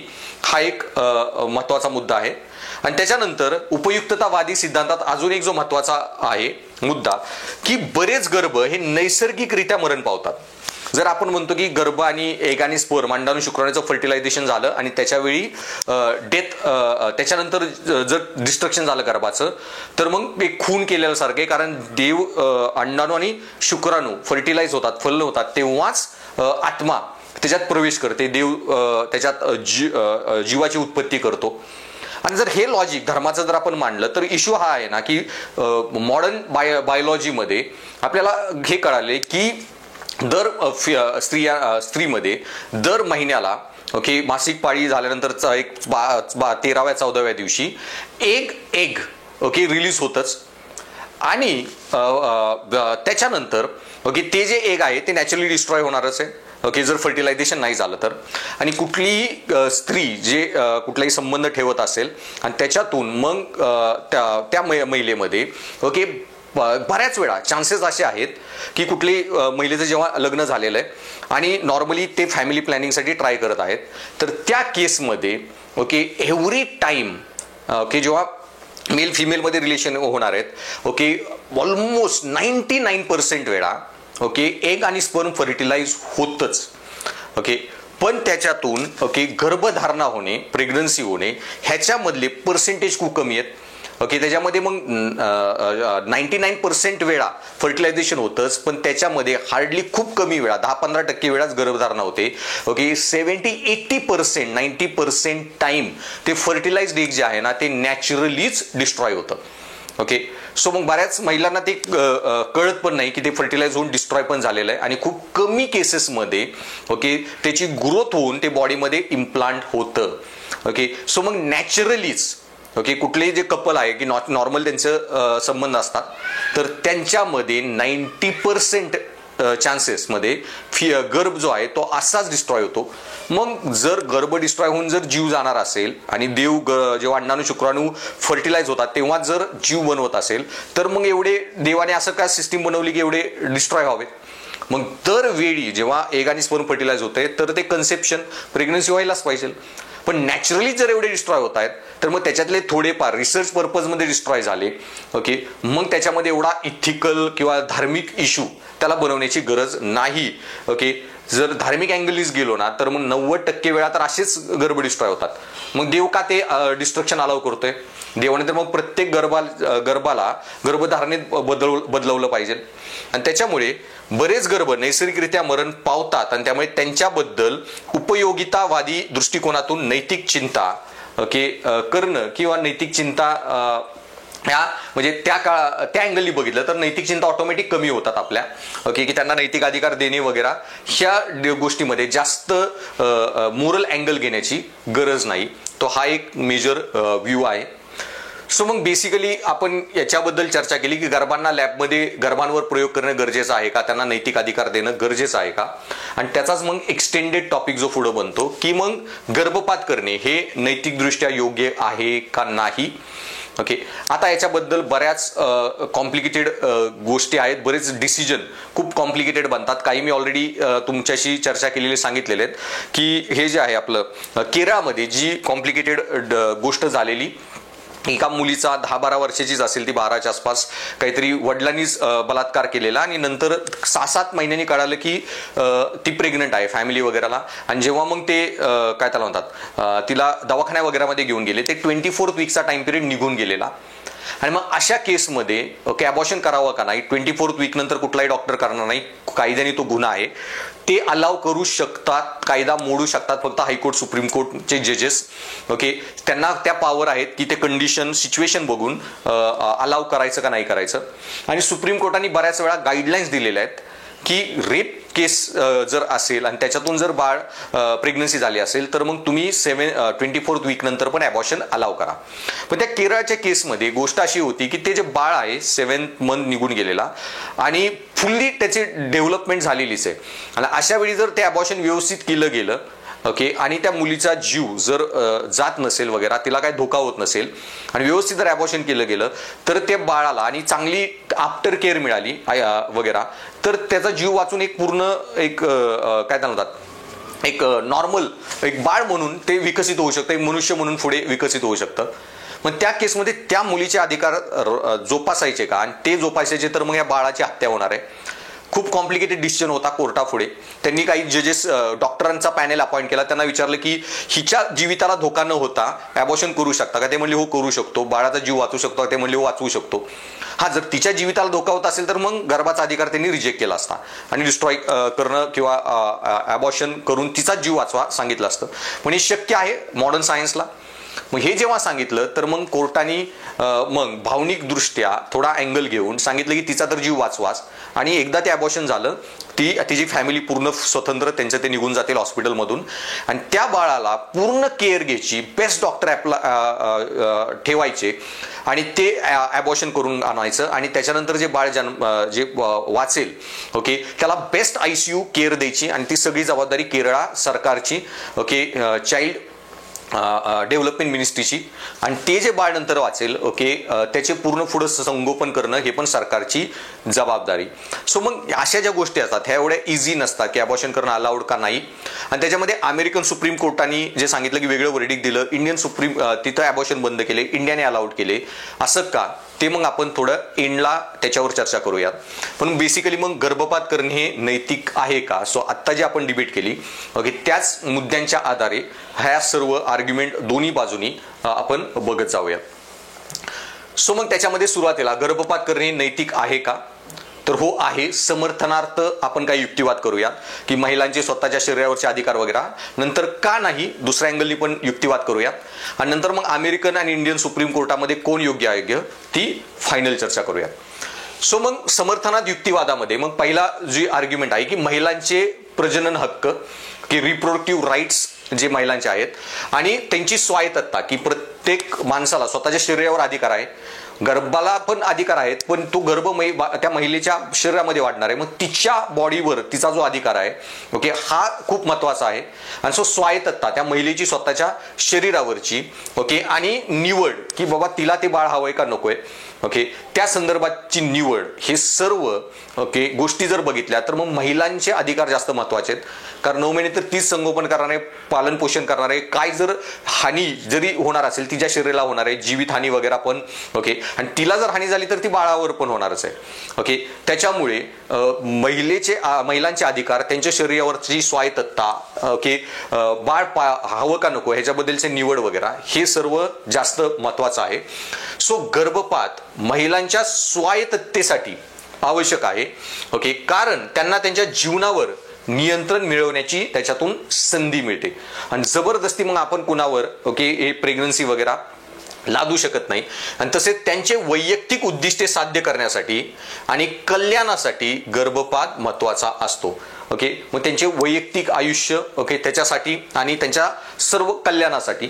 आणि बऱ्याच केसेसमध्ये की बाबा 2 मुलं ऑलरेडी जन्माला आले तर तिसऱ्या वेळाच प्रेग्नन्सी होत असेल वगैरे तर त्या केसमध्ये मग गर्भपात करणे वगैरे अलाव करणं गरजेचं आहे. आता सुरुवातीला मी इंडियाच्या लॉच्या हिशोबाने सांगत नाही. मी इंडियाचा लॉ काय आहे ते अमेरिकन आणि इंडियन सुप्रीम कोर्टाच्या वर्डिक्ट कम्पेअर करताना नंतर सांगेन. आता मी इन जनरल सांगतोय, कुठलीही महिला असू द्या तिच्या अँगलनी जगामध्ये ओके. सो मग त्यासाठी गर्भपात महत्वाचा आहे. त्याच्यानंतर आईचे आरोग्य हे पण मी सांगितलं की सुरक्षित आणि कायदेशीर गर्भपात महिलांच्या आरोग्याचे रक्षण करण्यासाठी आवश्यक आहे. आणि बऱ्याच वेळा असं होतं की जर हा बऱ्याच देशांमध्ये इंडियामध्ये पण ते ऑब्झर्व झालेलं आहे की जर हे गर्भपात करणं अलाउ नाही केलं ओके त्याच्यावर बॅन केला तर मग याच्यामुळे मग महिलांकडे लीगल ऑप्शन चांगला अवेलेबल नसेल तर मग कुठल्या तरी क्वॅक डॉक्टरकडे जाणार, फ्रॉड डॉक्टर वगैरे हे कंपाऊंडर लोकच वगैरे जे गर्भपात वगैरे करतात. आणि त्या केसेसमध्ये ओके बऱ्याच वेळा मग डेथ वगैरे पण होऊ शकते त्या महिलेची वगैरे जर ते प्रॉपरली अबॉर्शन झालं नाही, व्यवस्थित ट्रीटमेंट अँटीबायोटिक वगैरे नंतरच्या सर्व गोष्टी व्यवस्थित नाही झाल्या तर. आणि त्याच्यामुळे मग ओके सुरक्षित आणि कायदेशीर गर्भपात महिलांच्या आरोग्याचे रक्षण करण्यासाठी अत्यावश्यक आहे ओके. आणि सो जर गर्भपातावर निर्बंध घातले तर महिलांना असुरक्षित आणि जीवघेण्या गर्भपात पद्धतींकडे वळावे लागू शकते. बऱ्याच वेळा ते वळतात पण. आणि आता पण तसंच आहे की PCPNDT ऍक्ट मध्ये ओके हे गर्भपात वगैरे अबॉर्शन लॉज वगैरे नुसार जे सर्व रेग्युलेट केलेलं आहे मग त्यावेळी मग गर्भलिंग निदान डॉक्टर्स लोक करणार नाहीत वगैरे, अलाउड नाही, सगळं बॅन कायद्याने केले. तर मग मी असे क्वॅक लोकांकडे जा आणि त्यांच्याकडून मग गर्भलिंग निदान करून घ्या. आणि मग कळालं की मुलीचा गर्भ आहे तर मग तो अबॉर्ट करा. हे कुठेतरी बाहेर एखाद्या गाडी येते आणि त्याच्यामध्ये लगे जाऊन ते डिटेक्शन करायचं आणि मग हे सर्व प्रोसेस करायच्या. आणि याच्यामध्ये बऱ्याच महिलांचे जीव गेलेले आहेत. आणि मग असे प्रकार वाढतात. त्याच्यापेक्षा मग एक सुरक्षित गर्भपात करण्याचा जर त्यांना ऑप्शन मिळाला तर मग त्यांचे जीव वाचतील आणि असल्या जीव घेण्या असुरक्षित पद्धतींकडे त्यांना जावं नाही लागणार. आणि त्यामुळे कायदेशीर गर्भपात अधिकार त्यांच्या आरोग्याचे रक्षण करण्यासाठी महत्वाचा आहे. आणि त्यामुळे कायदेशीर गर्भपात अधिकार ओके हा त्यांच्या आरोग्याचं रक्षण करण्यासाठी देणं गरजेचं आहे. सो त्यांची स्वायत्तता, त्यांचे रिप्रोडक्टिव्ह राईट्स वगैरे त्यांचा जीवनाचा अधिकार ह्या सगळ्या अँगलनी बघितलं तर. त्याच्यानंतर अजून काही जे पॉईंट आहेत की लोकसंख्या नियंत्रण आणि सामाजिक परिणाम ओके ठीक आहे. कारण इश्यू असा आहे ना की आपण आधीच्या काळी गर्भपात वगैरे करणं बायोलॉजिकली मेडिकल सायन्समध्ये माहीतच नव्हतं आपल्या बापजात्यांना. आणि त्या काळी मग कंटिन्युअसली 5-6 पण मुलं जन्माला यायची. पण त्या काळी डेथ रेट पण खूप होता. 6 एक जन्माला आली त्यातले 4 एक मारायचे, एखाद दुसरं जिवंत राहणार. पण जेव्हा मॉडर्न सायन्स डेव्हलप झालंय, नवीन टेक्नॉलॉजी डेव्हलप झाली, विकसित झाली, तेव्हा मी सांगितलं की 6च्या 6 मुलं पण आता जिवंत राहू शकतात किंवा 2 असतील तर 2ही जिवंत राहतील. मग त्या केसमध्ये ओके जेव्हा मॉडर्न सायन्समुळे जे नवीन औषधं वगैरे आली ओके जीव वाचणं जर शक्य झालेलं आहे तर मग आता 6 मुलांना जन्म देण्याची गरज नाही ओके. कारण त्याच्यामुळे पॉप्युलेशन पण वाढणार, निसर्गावर त्याचे परिणाम, समाजावर त्याचे परिणाम, हे सर्व गोष्टी होत आहेत. तर मग पॉप्युलेशन कंट्रोल करणं हे पण गरजेचं आहे. त्यामुळे बऱ्याच धर्मामध्ये इतकी मुलं असावेत नसावेत हे जे सगळं तेव्हा सांगितलंय, मे बी 1,500-2,000 हजार वर्षापूर्वी त्या गोष्टी योग्य होत्या. ओके, पॉप्युलेशन वाढवणं गरजेचं होतं, डेथ रेट खूप होता. पण मग विज्ञानाने जर तो इश्यू सॉल्व्ह केलेला आहे, ओके, तर मग विज्ञानाचेच जे बाकीचे शोध आहेत त्यांचा वापर करून मग 2 मुलं असतील तर पुढे, ओके, गर्भपात करणे हे मग सामाजिक दृष्ट्या, ओके, किंवा हे जे आहे एन्व्हायरमेंटच्या वगैरे त्या दृष्ट्या पण मग जास्त फायद्याचं असणार आहे. आणि त्याच्यामुळे लोकसंख्या नियंत्रण करणं की मानव आता वैज्ञानाच्या प्रगतीने स्वतःचे जीव तर वाचवतोय आणि मग त्याचबरोबर ब्रीडिंग रेट पण वाढलेला आहे, तर मग त्याचा सगळ्या परिस्थितीवरच परिणाम होईल, दुसऱ्या प्राण्यांवर सगळ्यांवरच. मग माणसाचं लोकसंख्या नियंत्रणात राहणं गरजेचं आहे आणि त्याच्यासाठी मग विज्ञानाने जे ऑप्शन दिलेले आहेत, ओके, मग ते गर्भपात करण्याचा ऑप्शन असो किंवा मग तुम्ही प्रेग्नन्सीसाठी कॉन्ट्रासेप्टिव्ह वगैरे, ओके, ह्या टेक्नॉलॉजीचा वापर करा, तर ते करणं दोन्ही मग गरजेचं आहे. आणि त्याच्यामुळे लोकसंख्या नियंत्रण आणि सामाजिक परिणाम. सो गर्भपात लोकसंख्या नियंत्रणासाठी मदत करू शकतो, ज्यामुळे संसाधनांच्या कमतरतेसंबंधी चिंता आणि पर्यावरणीय शाश्वततेवर सकारात्मक प्रभाव पडतो. ओके, की पर्यावरणाचा आपण सस्टेनेबल यूज, शाश्वत पद्धतीने सस्टेनेबल यूज करू शकतो, त्याचं शोषण होणार नाही जर अमाप माणसांची लोकसंख्या वगैरे झाली तर तो एक अँगल आहे, त्याच्यामुळे गर्भपात अलाउड केला पाहिजे. देन सहानुभूतीच्या आधारावर, ओके, हे पण एक महत्वाचं आहे, कंपॅशनेट ग्राउंड्सवर, की जर गर्भात गंभीर विकृती किंवा शारीरिक समस्यांचे निदान झालं असेल, की बऱ्याच वेळा गर्भामध्ये काहीतरी जेनेटिक म्युटेशन असतात, हार्ट नीट डेव्हलप झालं नसतं, की हार्टला होल असतं, त्याचे ब्रीदिंग हार्टबीट्स वगैरे व्यवस्थित चालू नसतात वगैरे, किंवा असा काही म्युटेशन डिटेक्ट झालं असतं की जन्म झाल्यावर डेथच होणार आहे वगैरे. मायटोकॉन्ड्रियल डिसऑर्डर काही असतात, की मायटोकॉन्ड्रिया हा आपल्या सेलमध्ये एक जो घटक आहे तो त्या सेलला एनर्जाइज करतो आणि ती एनर्जी मिळूनच सेल काम करते तर बॉडी काम करते. पण काही वेळा मायटोकॉन्ड्रिया डिफेक्टिव्ह असेल तर एनर्जीच प्रोड्यूस नाही होणार आणि एनर्जीच नाही प्रोड्यूस झाली तर सेल मरणार तर पूर्ण ते बाळ पण मरणार. आणि आधीच मायटोकॉन्ड्रियल डिसऑर्डर डिटेक्ट झाल्या तर मग जन्मानंतरही ही रिस्क होऊ शकते. आणि ती रोखण्यासाठी ओके सहानुभूतीच्या आधारावर जर गर्भात गंभीर विकृती किंवा शारीरिक समस्यांचे निदान झाले असेल ज्यामुळे जन्मलेल्या बाळाच्या जीवनाच्या गुणवत्तेवर गंभीर परिणाम होईल, तर अशा परिस्थितीत गर्भपाताची निवड ही दयाळूपणाचे प्रतीक आहे. ओके, मग अशा परिस्थितीत ही गर्भपाताची निवड कंपॅशनेट ग्राउंड्सवर, की बाबा जन्मानंतर का त्या बाळाला तडफडवा आणि त्याचा नंतर जीव जाणारच आहे, मग का त्या सगळ्या वेदना वगैरे सर्व वाढवा, जर मग आधीच आपण ते अबॉर्ट करून ओके ती गोष्ट संपू शकत असेल तर मग सहानुभूतीच्या तत्वानुसार ओके गर्भपात करणे मग त्या केसमध्ये अलाव केलं पाहिजे. त्याच्यानंतर बऱ्याच वेळा जे सांगितले की गर्भधारणा ही बलात्कारामुळे झालेल्या गर्भधारणेसाठी आवश्यक आहे. सो बलात्कारामुळे झालेल्या गर्भधारणांच्या बाबतीत गर्भपात हा अत्यावश्यक पर्याय ठरतो, कारण त्यामध्ये स्त्रीच्या मानसिक आणि शारीरिक कल्याणाचाही विचार महत्वाचा आहे. सो हा पॉईंट तर मी आधीच सांगितला आहे आणि इंडियन सुप्रीम कोर्टाने गाईडलाईन ऑलरेडी दिलेली आहे. आता समजून घ्या की गाईडलाईन ही वेगळी असते ओके आणि सुप्रीम कोर्टाची ऑर्डर वेगळी असते. गाईडलाईन म्हणजे सुप्रीम कोर्टाने सांगितलं की बाबा अशा केसेसमध्ये तुम्ही कन्सिडर करा की टर्मिनेशन अलाउड आहे. ओके, पण मग बऱ्याच वेळा सपोज अशी कॉम्प्लिकेटेड केस होऊ शकते की बाबा हायपोथेटिकली मी सांगतोय की रेप झालेला वगैरे आहे, गर्भपात पण झालेला आहे, नंतर ओके जो रेपिस्ट आहे त्यांनी हे केलं की बाबा मी लग्न करायला तयार आहे, बाळ सांभाळायला सगळ्यांना तयार आहे, आणि सपोज ती मुलगी पण तयार झाली, वर्स्ट केस असं एक हायपोथेटिकली सिनॅरिओ पकडून चालू, आणि मग अशा केसमध्ये ओके तो मॅटर कोर्टामध्ये गेलेला आहे आणि मग कोर्टापुढे मग फॅमिलीला वाटते की नाही तो गर्भपात करून घ्यावा, पण मग ती मुलगी पण आता तयार आहे आणि ते पण काय त्याला म्हणतात ओके तो जो रेपिस्ट म्हणून ज्याच्यावर ॲक्युजेशन झालेलं ओके ते पण ह्या गोष्टीमध्ये सेटल करायला तयार आहे किंवा काही कॉम्प्रोमाइज होत असेल ओके लग्न वगैरे करायला पण तो बाळाची काळजी पण घ्यायला तयार आहे, तर त्या केसमध्ये मग काय करा वगैरे अशा टाईपमध्ये ओके मग त्या गाईडलाईन असतात. तो सुप्रीम कोर्टाची प्रत्येक गाईडलाईन ही ऑर्डर नसते, ऑर्डर असेल तर ती फायनली ऑल इंडियात इम्प्लिमेंट होते, कंपल्सरी लागू होते. गाईडलाईन ठीक हायकोर्ट खालचे कोर्ट्स त्या कंडिशनमध्ये ठरवतात मग काय त्या गाईडलाईननुसार निर्णय द्यायचे नाही द्यायचे. आणि मग याच्यामध्ये की सुप्रीम कोर्टाने क्लिअर गाईडलाईन दिली की इंडियासाठी की जर रेप केसमध्ये ओके जर इश्यू असेल तर ॲबॉर्शन राईट्स दिलेच गेले पाहिजेत प्रत्येक महिलेला, even 7th week month 24th week नंतर ओके जर उलटून गेलेला असेल त्या पिरियड तर त्यामध्ये पण तुम्ही अलाव करा ओके, पण बेस्ड ऑन बाकीच्या सर्व गोष्टींचाही विचार तुम्हाला करावा लागेल त्या सिच्युएशनचा कंडिशनचा. आणि सो त्या केसमध्ये की बलात्कारामुळे जर गर्भधारणा झाली असेल तर मग त्याचा जो परिणाम होणार आहे की बाळ जन्माला येऊन मानसिकदृष्ट्या शारीरिकदृष्ट्या ओके हा खूप प्रॉब्लेमॅटिक गोष्ट होऊ शकते की दरवेळी जर सपोज बाळ जन्माला झालं दरवेळी त्या बाळाला बघून त्या महिलेला त्या ट्रॉमाची आठवण होणार असेल तर ते खूप पूर्ण आयुष्यभरासाठी एक पेनफुल मेमरी पण बनू शकते. सो अशा सर्व गोष्टींचा विचार करता मग त्या ह्याच्यामध्ये गर्भपात करणे हे नैतिकदृष्ट्या योग्य पकडले जाईल. सो मग हे काही 5-6 महत्वाचे मुद्दे लक्षात ठेवा. ओके, याच अँगलनी तुम्हाला सर्व विचार करायचा आहे आणि खूप महत्वाचं आहे हा अँगल लक्षात ठेवणे, कारण सगळे केस स्टडीमध्ये वगैरे असेच कॉम्प्लिकेटेड इश्यू असतात. ओके, आणि ते जर तुम्हाला सगळे व्यवस्थित आणि अशा हाय लेवलला सगळे आर्ग्युमेंट लिहिता आल्या खूप चांगले मार्क तुम्हाला मिळणारच. ओके, सो मग काही विरोधातील युक्तिवाद बघूयात. सो गर्भाच्या जीवनाचा हक्क. ओके, सो प्रत्येक मानव ज्यामध्ये गर्भाचा पण समावेश होतो. आता आपण अपोजिट आहे अँगल की नाही गर्भपात करणे चुकीचं आहे. ओके, तो एका एंटिटीचा त्या घटकाचा जीव घेण्यासारखंच आहे आणि त्याच्यामुळं गर्भपात अलाव नाही केले पाहिजेत. मग गर्भाच्या जीवनाचे हक्क की प्रत्येक मानव ज्यामध्ये गर्भाचा पण समावेश होतो यांना अंतर्निहित मूल्य आणि जगण्याचा हक्क आहे.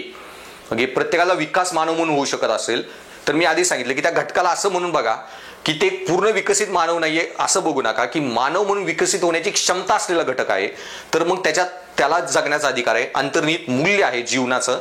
ओके, आणि गर्भपात हा त्या हक्काचे उल्लंघन असल्याचे मानले जाते. तर हा पॉईंट आपण आधी डिस्कस केलेला आहे. त्यानंतर गर्भपाताद्वारे महिलांचे हक्क संरक्षित केले जातात, परंतु गर्भाच्या जीवनाच्या हक्कांचे रक्षण कोण करेल?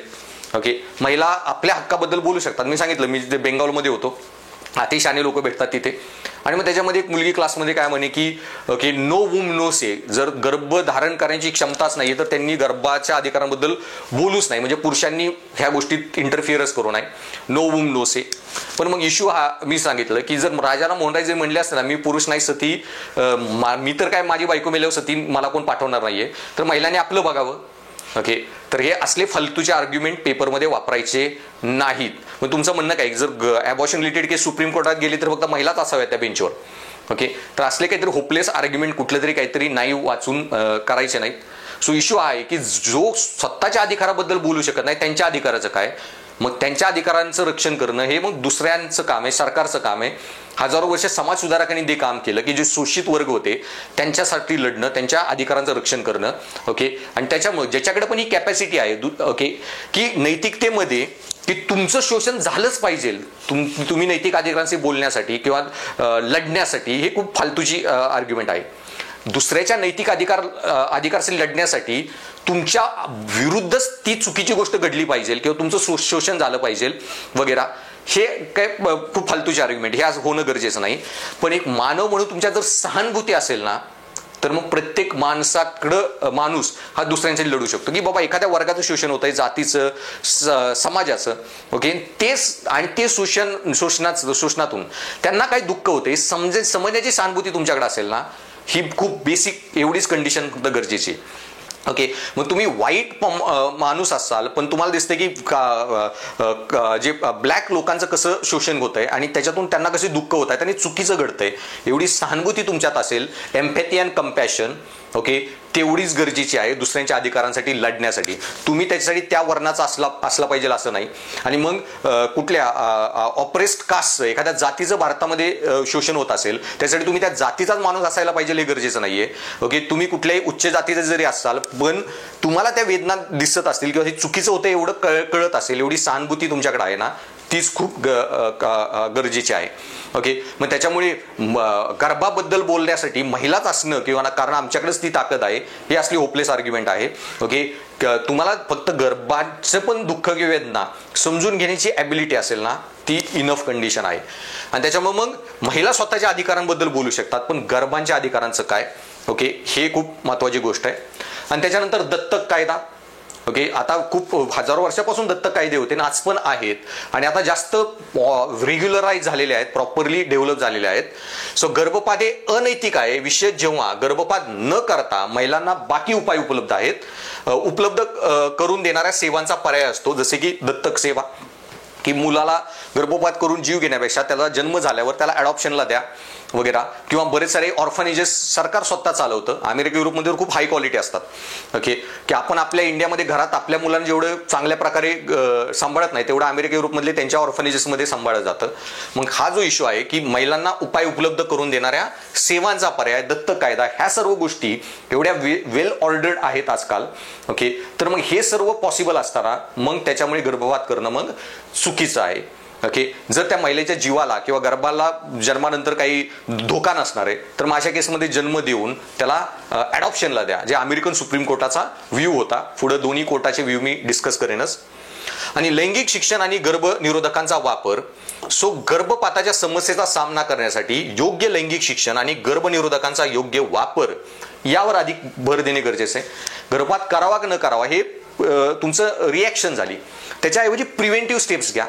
मग जेवढं तुम्ही सेक्स एज्युकेशन वाढवाल समाजामध्ये, लोकांना कळेल ओके की कधी गर्भधारणा कधी होते, कसं, how they can have preventive steps they can take. आणि त्याचबरोबर गर्भनिरोधकांचा जो वापर आहे तो जर समाजातला वाढवला तर मग तुम्ही गर्भपात होऊनच नाही दिला तर मग एखाद्याचा जीव जातोय ह्या इश्यूचा प्रश्नच नाही ना. मग गर्भपात करणे नैतिक का नैतिक हा प्रश्नच नाही होणार जर तो आधीच ओके सेक्स एज्युकेशन जे आपल्या एज्युकेशन सिस्टीममध्येच नाहीये, कुठं शाळांमध्ये शिकवलं जात नाही, खूप मोठा प्रॉब्लेम आहे. आणि त्याच्यामुळेच मग हे सेक्शुअली ट्रान्समिटेड डिझिजेस, HIV पासून हे सर्व इश्यूज होतात, टीनेज प्रेग्नन्सीज वगैरे, हे सर्व याचा परिणाम आहे. अमेरिका युरोपमध्ये हे खूप प्रॉपरली दिलं जातं. ओके, यूज ऑफ कॉन्ट्रासेप्टिव्ह वगैरे, आणि त्याच्यामुळे ओके ह्याचा योग्य वापर करून याच्यावर अधिक भर देणे हे अधिक नैतिक पर्याय ओके मानला जाऊ शकतो. आणि त्याच्यामुळे मग ह्या गोष्टींचा वर जर आपण फोकस जास्त केला तर मग ही नैतिक समस्या क्रिएटच होणार नाही की गर्भपात करावा का न करावा, मग 7th मंथ नंतर का आधी करा वगैरे. ओके, प्रॉपर सेक्स एज्युकेशन दिलं तर आधीच कळणार आहे की बाबा आता मी प्रेग्नंट आहे first month, second month, third मंथला. अशी केस नाही होणार की 7th मंथ नंतर मग आता काय करायचं, 24th वीक नंतर काय करायचं वगैरे. ह्या सर्व गोष्टी ओके आधीच ऍड्रेस होतील. मग ह्या गोष्टीवर जास्त फोकस करा. आणि हा पॉईंट खूप महत्वाचा आहे पुढची डिबेट समजून घेण्यामध्ये. अमेरिकन कोर्ट का वेगळं बोललं, त्यांनी ॲबॉर्शन का बंद केलं आणि इंडिया का अलाव करते, इंडियाचं सुप्रीम कोर्ट, ओके, त्या आपल्या डिस्कशन बद्दल. सो मग ती डिस्कशन आता करूया. सो मग मी जसं सांगितलं की रिसेंटलीच वर्डिक आलेलं, अमेरिकन सुप्रीम कोर्टाने गर्भपातावर बंदी केली. आणि त्याचवेळी सेम इयर भारताच्या सर्वोच्च न्यायालयाने गर्भपात कायद्याचे समर्थन केले. ओके, मग नैतिकदृष्ट्या कोण बरोबर आहे, ओके, कुणाचा कायदा जास्त योग्य पकडायचा, मग गर्भपात करणे बरोबर हे ते जजेस जास्त बरोबर का आपले जजेस बरोबर. सो मग आधीच मी सांगतोय की कधीही इमोशनल व्हायचं नाही. ओके, की आपली सुप्रीम कोर्टाचे वर्डिक्ट आहे म्हणून आपण बरोबर आणि त्यांचं आहे तर ते चुकीचे वगैरे. ओके, इमोशन बाजूला ठेवून प्रॉपर ॲनालिसिस करून तर्कबुद्धीतून उत्तर लिहायचं. आता पहिलं म्हणजे समजून घ्या की आपण आधी नीतिशास्त्रात पुढे जाऊन एक डिबेट करणार आहे ज्याच्याबद्दल बेसिक मी चर्चा आधीच केली की नैतिक निरपेक्षतावाद वर्सेस नैतिक सापेक्षतावाद. आणि त्याच्यामध्ये आपण काय बघणार आहे की नैतिकता ही निरपेक्ष पण असते आणि सापेक्ष पण असते. डिपेंड आहे, वेगवेगळे काही नैतिक नियम निरपेक्ष आहेत, काही सापेक्ष आहेत. निरपेक्ष म्हणजेच ते सार्वत्रिक आहेत, एकच नियम जगाला लागू होईल. पण नैतिकतेचे बरेच नियम जे आहेत ना जे जगाला लागू होऊ शकत नाहीत, सापेक्षवाद आहे. ओके, वेगवेगळे नियम वेगवेगळ्या प्रकारे ओके वेगवेगळ्या समाजानुसार योग्य अयोग्य चूक बरोबर तसे ठरू शकतात. आणि याच्यामध्ये मग बेसिक गोष्ट समजून घेण्यासाठी फक्त सांगतो की आणि दुसऱ्यांना का आपण मोरली जज केलं नाही पाहिजे. ओके, अमेरिकेतले लोक त्यांचे आई वडिलांची काळजी घेत नाही म्हणून त्यांची संस्कृती चुकीची आहे, ती लोकांची संस्कृतीला काय अर्थ नाही, भारताची संस्कृती कशी मान. ओके, तुम्ही जर असा विचार करत असाल तर त्याचंच एक उदाहरण देतो की नॉर्थ इंडियातले लोक साऊथ इंडियातल्या लोकांना ओके त्यांना शॉक वाटतो की आपण जेव्हा आत्याच्या मुलाशी किंवा मामांच्या मुलीशी वगैरे जी लग्न केली जातात त्यांना तो बिभत्स प्रकार वाटतो. मग की अरे हे यांच्या मामांच्या मुलीशी आत्याच्या मुलीशी कसे लग्न करू शकतात. कारण तिकडं ओके आत्याचा मुलगा मुलगी, मामाचा मुलगा मुलगी हे बहीणच पकडल्या जातात, जसे मावस भाऊ बहीण लेवलला. मग त्यांना तो प्रकार खूप विचित्र वाटतो ओके, किंवा किळसवाना पण वाटतो. म्हणून काय मग आपण चुकीचे आहे का. ओके, सो ते त्यांच्या नैतिकतेला ते त्यांच्यासाठी ती समर्थनीय आहे, आपली नैतिकता आपल्यासाठी. ओके, म्हणून दुसऱ्यांना जज नाही करायचं. तसंच इंडियाचं वर्डिक किंवा अमेरिकेचं वर्डिक ओके कोण योग्य कोण अयोग्य नैतिकदृष्ट्या ओके भावनिकदृष्ट्या काही उत्तर द्यायचं नाही. दोन्ही सुप्रीम कोर्ट ओके आपापल्या दृष्टिकोनातून बरोबर आहेत. ओके, त्यालाच आपण म्हणतो नैतिक सापेक्षतावाद. ओके, आता का तर पहिलं तर समजून घ्या की अमेरिकन कोर्टाने तसे वर्डिक का दिला, अमेरिकन सुप्रीम कोर्टाने का बंदी घातली. तर बाकी पहिले जे आतापर्यंत मुद्दे सांगितले, गर्भाचा अधिकार, महिलांचा अधिकार, सगळं ठीक आहे. पण अमेरिकेत आज जशी सिच्युएशन आहे ना की तिथं ओके शाळांमधून कॉलेजेसमधून हे लैंगिक शिक्षण, सेक्स एज्युकेशन खूप चांगल्या प्रकारे दिलं जातं. सगळ्यांना व्यवस्थित माहीत असतं सेक्स एज्युकेशन वगैरे त्याच्याबद्दल. आणि कॉन्ट्रासेप्टिव्हचे यूज जे असतात ओके की गर्भपात होऊ नये म्हणून जे पण कॉन्ट्रासेप्टिव्ह कुठकुठले अवेलेबल आहेत त्याच्यामध्ये बऱ्याच प्रकारचे असतात. वन टाईम ओके किंवा रिव्हर्सिबल कॉन्ट्रासेप्टिव्ह वगैरे. तर रिव्हर्सिबल म्हणजे कॉपर टी वगैरे ह्या ज्या टेक्निक्स आहेत. वन टाईम म्हणजे कॉन्डोम्स किंवा आयपिल्स वगैरे. ह्याच्याबद्दल ही सगळं खूप अवेअरनेस तिथे आहे ओके. आणि त्याचबरोबर हा जो अवेअरनेस आहे आणि ह्या ज्या गोष्टी आहेत खूप इझिली ॲक्सेसिबल पण आहेत तिथल्या समाजामध्ये. आणि त्याच्यामुळे मग तिथे अशा ज्या फेल्ड प्रेग्नन्सी वगैरे किंवा ॲक्सिडेंटल प्रेग्नन्सी ह्याचा रेट खूप ऑलरेडी कमी आहे. की जेव्हा तिथलं कोर्ट गर्भपातावर बंदी घालते ना त्या गर्भधारणा होण्याची फेल्ड प्रेग्नन्सी हा रेट प्रचंड कमी आहे. आणि त्याच्यामुळे त्याच्यानंतर की प्रेग्नन्सी ॲबॉर्शन वगैरे करणे हा खूप कमी पर्सेंटेज केसेसमध्ये हा इश्यू आहे. खूप मायनर पर्सेंटेज अशा केसेस आहेत. आणि मग त्यांच्या सुप्रीम कोर्टाचं जे म्हणणं होतं ओके. आणि पहिलं तर बघून घ्या की त्यांचं कल्चर पूर्ण वेगळं आहे, इंडियाच्या कल्चरसारखं नाही आहे. की इथं महिलेची बॉडी जी आहे ती एक महिलेचं चारित्र्य तिच्या शरीरावरून ठरवलं जात नाही. आणि त्याच्यामुळे एखादी तिथं टीनेज जरी मुलगी असेल 16, 17, 18 वर्षाची प्रेग्नंट झाली ओके, बॉयफ्रेंड होता, प्रेग्नंट झाली आणि तिने बाळाला जन्म दिला, पुढे ॲडॉप्शनला बाळ दिलं वगैरे. पुढे अजून 2-3 वर्षांनी तिला कोण नवीन बॉयफ्रेंड भेटला, तिला वाटलं आता लग्न करायचंय, सेटल व्हायचंय, वॉट एव्हर. आणि तिने सांगितलं की माझं आधी एक प्रेग्नन्सी झालेली आणि बाळ जन्माला आलं, मी ॲडॉप्शनला दिलं वगैरे. तर तो जो मुलगा असेल किंवा तिथला जो समाज असेल, ती फॅमिली असेल, हिला ओके तिच्या चारित्र्य किंवा कॅरेक्टरवरून जज करणार नाहीये ओके. ते लोकांचं कॅरेक्टर आणि शरीर हे दोन्हीची गफलत करत नाहीत. आणि त्याच्यामुळे तिथल्या समाजाची जी लेवल आहे थिंकिंगची ही खूप इव्हॉल्व्ह झालेली आहे ओके. इंडियामध्ये ती परिस्थिती नाही आहे, जे मी इंडियाच्या कायदा डिस्कस करताना सांगेन. आणि त्याच्यामुळे मग तिथल्या कोर्टाचं म्हणणं काय आहे की तुम्हाला सर्व लैंगिक शिक्षण ऑलरेडी दिलेलं आहे ओके.